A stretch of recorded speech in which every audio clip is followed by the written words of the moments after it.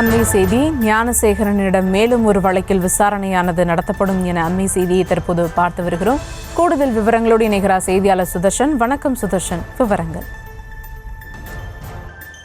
வணக்கம். கோட்டூர்புரத்துல 5 ஆண்டுகளுக்கு முன்னதாக பெண்ணிடம் செல்போன் பறிப்பில் ஈடுபட்டதாக கோட்டூர்புரம் காவல் நிலையத்துல பெண் கொடுத்த ஒரு கம்ப்ளைண்டின் அடிப்படையில பெண் வன்கொடுமை உள்ளிட்ட பிரிவின் கீழே பதிவு செய்யப்பட்டு தற்போது அந்த வழக்கானது சிபிசிஐடிக்கு மாற்றி தற்போது சிபிசிஐடி போலீசார் விசாரணை மேற்கொண்டு வருகிறார்கள். சிபிசிஐடி போலீசார் தற்போது 2 நாட்களுக்கு முன்னதாக தான் ஞானசேகரனை சைதாப்பேட்டை நீதிமன்றத்தில் ஆஜர்படுத்தி அவரிடம் அதன் பிறகு சைதாப்பேட்டை நீதிமன்றம் மூலம் கஸ்டடி எடுத்து தற்போது விசாரணையை மேற்கொண்டு வருகிறார்கள். அண்ணா பல்கலைக்கழக வழக்கில் கைதான ஞானசேகரன் தற்போது மீண்டும் 2 நாட்களானது கஸ்டடி கொடுக்கப்பட்டிருப்பதாக சிபிசிஐடி வட்டாரங்கள் தெரிவிக்கின்றன. சிபிசிஐடியில் பதிவு செய்யப்பட்ட மேலும் ஒரு வழக்கு ஒன்றில் ஞானசேகரன் 2 நாட்களுக்கு முன்பு கைது செய்யப்பட்டு அவர் சைதாப்பேட்டை நீதிமன்றம் அழைத்து சென்று அவருக்கு கஸ்டடியானது கொடுக்கப்பட்டிருக்கிறது.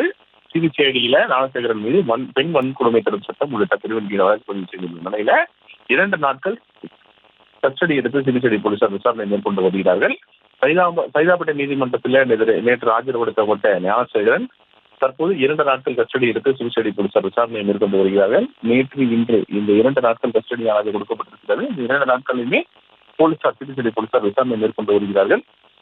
என்ன காரணம்னா, ஏற்கனவே ஒரு பெண் ஒரு செல்போன் பறிப்பு, அதாவது தன்னை மிரட்டி செல்போனை பறித்து சென்றதாகவும் அது மட்டும் இல்லாம ஆபாச செயல்களில் ஈடுபட்டதாகவும் ஒரு பெண் ஒரு கம்ப்ளைண்ட் கொடுத்திருந்தாங்க கோட்டூர்புரம் காவல் நிலையத்துல. அந்த காவல் நிலையத்தில் கொடுக்கப்பட்ட இந்த புகாரின் அடிப்படையில தான் அந்த வழக்கானது சிபிசிஐடிக்கு மாற்றப்பட்டு அதன் பிறகு விசாரணையானது தற்போது நடைபெற்று அதுக்கு சிபிசிஐடி போலீசார் நீதிமன்றம் சென்று கஸ்டடியில் எடுத்திருக்கிறாங்க. புதுவித்திரி விசாரணையை மேற்கொண்டு வருகிறார்கள்.